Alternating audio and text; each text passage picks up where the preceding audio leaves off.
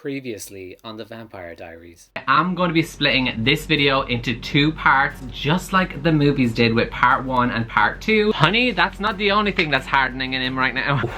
She's getting that good stuff. She's getting that bed-breaking good stuff. I am so angry right now. I hate Edward Cullen and I hate Jacob Black. They are both trash. Edward literally just says, take the baby, and then Jacob says, throw it out the window. Oh, what the fuck, Jacob? Oh my god, you have to be kidding me. And that's what you missed. Enjoy part 2. He just imprinted on Renesmee. Why did I forget this detail from the movie? Why? Oh, I can't. I literally can't. And from upstairs there was a new sound, the only sound that could touch me in this endless instant. A frantic pounding, a racing beat, a changing heart.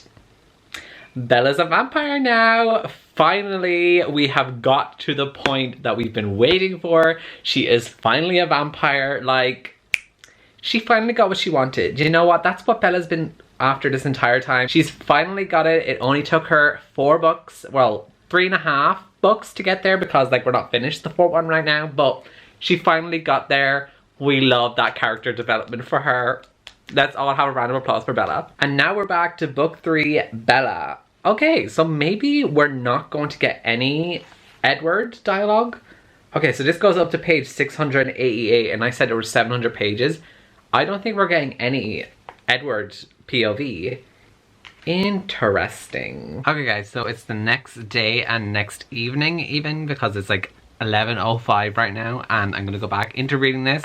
So I stopped yesterday when I finished Jacob's section, so now I'm starting Bella's part again, and I'm looking forward to this because Bella's a vampire now, and I'm so excited to like kind of hear her thoughts and see how thirsty she is for like the blood and stuff. I'm like, ooh, I can relate to the thirstiness, except it's not for blood, it's for something else. Like, I'm just so excited to hear Bella being so thirsty. She's now becoming Mike Newton. Oh my god, the roles have changed, how time works. Okay guys, so I am now up to page 376, and basically something just happened that I just found really funny. And it's basically like Bella is like fully a vampire now, and like all of the Cullens are all like looking at her and they're kind of shook because she's not being like so dramatic, and she's able to like control herself a lot more than any other newborn is able to do. And like Edward is saying that like he was really hoping that he'd be able to hear Bella's thoughts now that she's like a vampire and she's one of them, so that he thought that that was only a thing that happened when she was human. And then Bella says, oh well, I guess my brain will never work right. At least I'm pretty. So she's just like, oh well, at least I'm still stupid. And I just love how self-aware she is. And then Edward says something that I don't know what he really means by it, but I'm assuming he meant to be sarcastic. He's calling her very beautiful and stuff. But he says, Bella, you have never been merely pretty. Like, I'm assuming he's being sarcastic there and like saying, oh my god, you are beautiful. You look amazing. You're a model. You look like Linda Evangelista. Of course, I have to make everything so gay and bring back Drag Race. But anyways, that's like what I'm picturing. Like, I'm assuming he's just being sarcastic. But like the fact he basically is like, Bella, you have never been merely pretty. I'm just like, oh. He's calling her ugly and stupid. We love that for her. But like, obviously I'm assuming he's just being sarcastic, but I'm just gonna pretend like he's actually being serious. Okay, so I'm on page 391 and Bella and Edward are hunting, and Bella just killed like a mountain lion, I think. And there's such a line in here and it's like so relatable. And she goes, why am I still thirsty? And then Edward goes, because you're young. Well, if that ain't the truth, sis.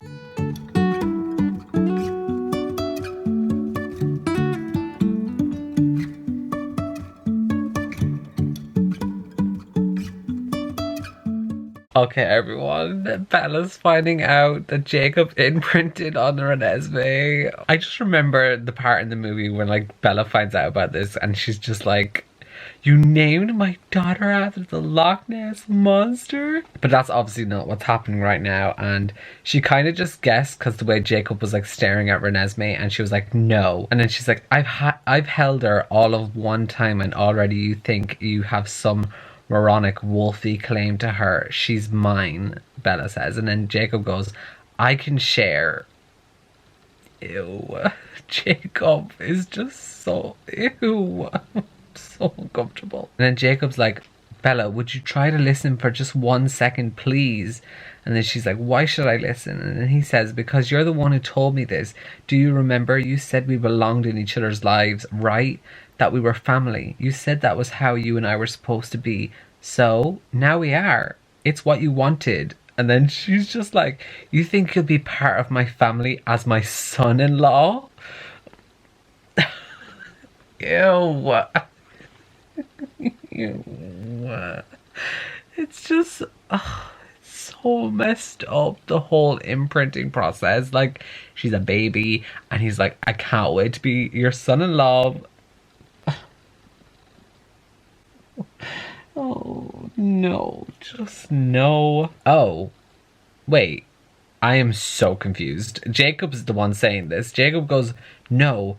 Jacob was insisting at the same time. How could you even look at it that way? She's just a baby, for crying out loud. Then Bella says, that's my point. And then Jacob, you know I don't think of her that way. Do you think Edward would have let me live this long if I did? All I want is for her to be safe and happy. Is that so bad? So different from what you want. Okay, so Bella is assuming Jacob wants the relationship with Renesmee. And now Jacob's saying that that's not what he wants. So I'm confused.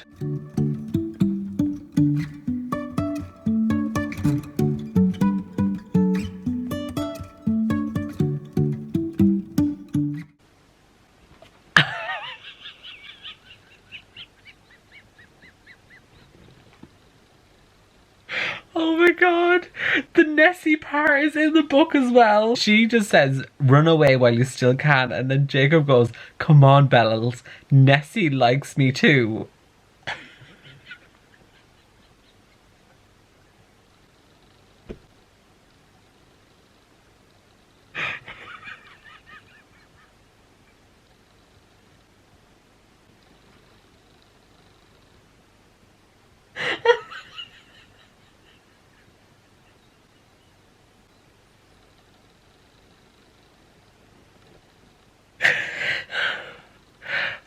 I can't breathe.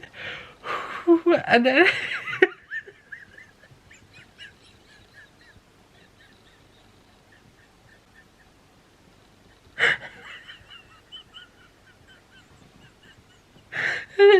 and then Bella's like, what did you call her? Then he goes, well, the name you came up with is kind of a mouthful and you named my daughter after...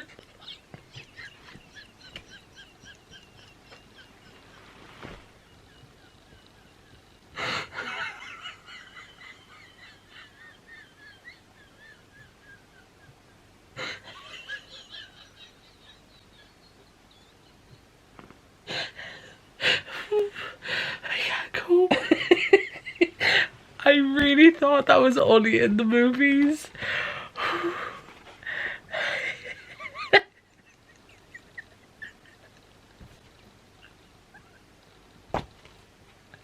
Oh my god, that is so iconic. That has to be one of my favourite moments from the whole series. I needed that laugh. Wow, I honestly needed that. I think I'm gonna read this one last chapter before I go to bed because I'm actually getting really tired. And oh my god, how long is the chapter? Okay, this chapter's 18 pages, so I'm gonna go read that and then I'm gonna go to bed. Oh, you named my daughter after the line. So iconic. Good morning, everyone. So it's the next morning and I'm now up to page 500 of Breaking Dawn. I just have about 200 pages or so left. And basically, Charlie has now found out that there's something up with Bella because Jacob, being Jacob, went and told him himself and told Charlie stuff about him. Charlie knows Jacob is a werewolf now, but he doesn't know about vampires, but he knows that Bella is different and he met Renesmee and stuff like that. And that has been happening. Then Renesmee has been getting a lot older very, very quickly and she's been aging really, really quick. And now where I am just now, basically Irina, I want to say is her name. Yes. Irina, which is basically, I believe, one of the girls from the clan that's in Alaska. I think, and she just saw Jacob and Bella, and I think she saw Renesmee as well. So I think this is the part in the movie where one of the girl vampires gets pissed and tells the Volturi that Bella changed a child into a vampire or something.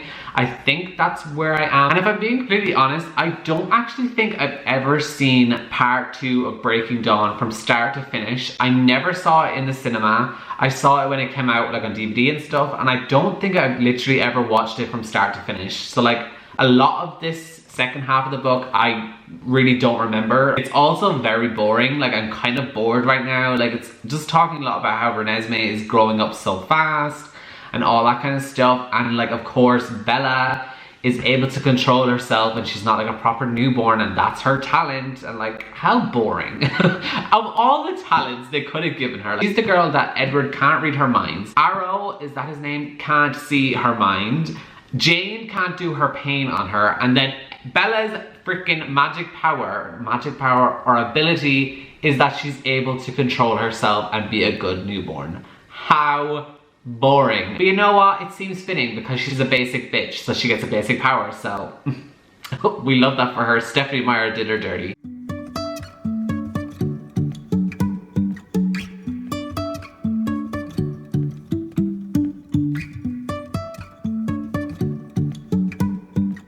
Okay, so basically Irina did go and tell the Volturi about Bella having an immortal child, basically, because that's what Irina thinks it is, but obviously that's not the case, we all know that. So now the Volturi are gonna come because they're pissed that the Cullens have done this and stuff like that, but we're just after finding out that Alec, which is Jane's twin brother, has a power too, and I don't think this was talked about in the movies. Like I do not remember this literally at all. But Jane, as we all know, looks at you and like she just thinks pain and she focuses on you and you like burn up from the inside and you just get so much pain. But Alec, her twin brother, can anesthetic everyone in the room, like every single person he is seeing. Like he can take away all of your senses, make you blind, deaf. You can't feel anything, you can't feel any pain. So like you literally can't see, you can't hear anything. You don't even realize that like the Volturi are burning you because he has just made you completely numb, that you can't see, feel, or even know anything. And that power,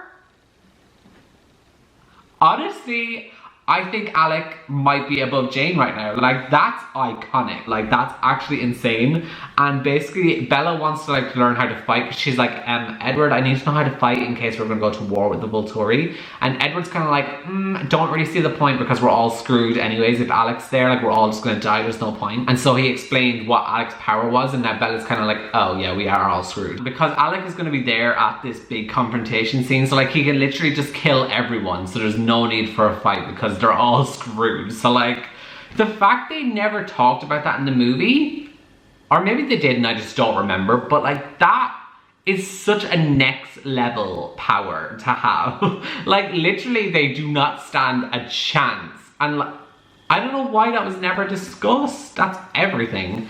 Everything absolutely iconic. Jane and Alec, iconic, unmatched. Who is doing it better than them? Absolutely no one. Okay, so Bella is able to do shields as well. I completely forgot about that, but the minute it was mentioned, I was like, oh yes, I forgot she could do that. Basically, they're gathering other vampires from all different covens to like come and be witnesses to Renesmee, and Kate basically said, and like Eliezer just said that Bella has a shield. So we're learning about that now and how she's going to be able to project it and stuff. So yeah, I knew that, but I somehow just forgot about it, but I'm glad it like clicked as soon as I read it. Okay guys, so I'm on page 582 now, and a vampire just showed up and his name is Stefan. And like, I know this is a completely different story, but like as I've already done in this video previously on the Vampire Diaries, like I miss Stefan. I really miss him.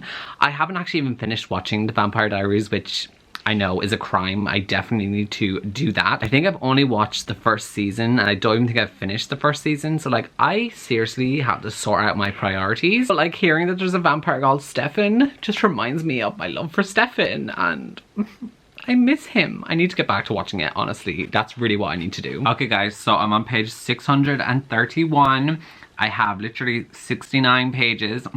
69. So 69 pages left. Here we go. I shall let you know my thoughts, but we're in for it because this chapter is called Bloodlust. So here we go. Okay, so Irina is dead because they're like, Irina, where's the immortal child that you were talking about? I don't see her. And then she was like, oh, I clearly was wrong. Sorry about that. This is so awkward. And then they were like, yeah, it's very awkward. And then they killed her. So sorry, Irina, but you're gone. A few moments later. I am about to yeet this book out that frickin' window, just like Jacob wanted to yeet Renesmee out the window when she was born. I've just read 687 pages to get absolutely no action in the ending. I'm so angry.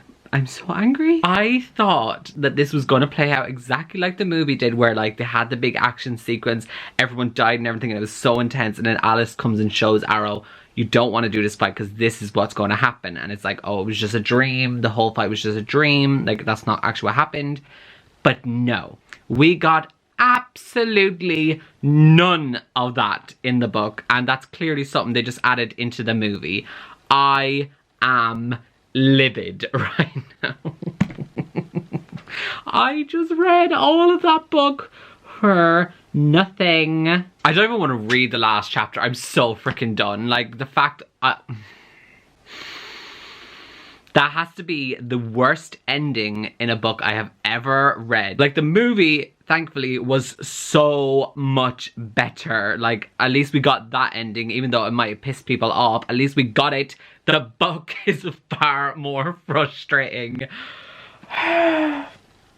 I'm so angry. I'm actually so angry. Well, anyways, I've gotten this far. I might as well freaking finish it now. So I'm on page 688. I've, what, 11 pages left? And I am finished. I'm so mad at that ending. Like, she could have done such a better job. Even like, she didn't even do an epilogue or anything. Like, I'm so done. So I don't know where I would rank this one. The Short Second Life of Bree Tanner was definitely my favorite. Then it was New Moon. Then it was either this or Twilight. And then Eclipse was just the worst. Like, I hated Eclipse. So I'm going to give this 2 stars because I did enjoy Bella finally beginning to become a vampire. I did enjoy, like, the whole birthing process, even though it was very disgusting. And I was a little bit shook by it all. I still enjoyed it. And of course, I did love the Loch Ness Monster moment that we got because, of course, I loved it so much for that part. And yeah, I think I'm just gonna give it 2 stars. It's a very boring book in my opinion. Like, this one's probably one of the most boring out of them all because nothing literally happens apart from Bella having a baby and she becomes a vampire. That's pretty much all that happens in this whole book. Like, literally nothing else happens. The whole end sequence was so irrelevant. Nothing happened in the end. Like, it was just so pointless to me. So that is it for me reading the Twilight series for the very first time. I do think I might read the book that is the gender swapped version of Twilight because a lot of you guys have told me that you really want me to read it. So I think I will read that. And also I am going to be reading The Host by Stephanie Meyer because I actually got it today in the post. So I will be starting that one very soon and I will have a reading blog for that. That has been it for me reading the main series for the very first time. I really hope you guys have enjoyed this and thank you all so much if you have subscribed from this series. I really appreciate all of the love and support you've all given me. I am still just very shocked by it all and just thank you so much. So yeah, I really hope you guys enjoyed all of these videos and I shall see you all next time in my next video. So goodbye guys.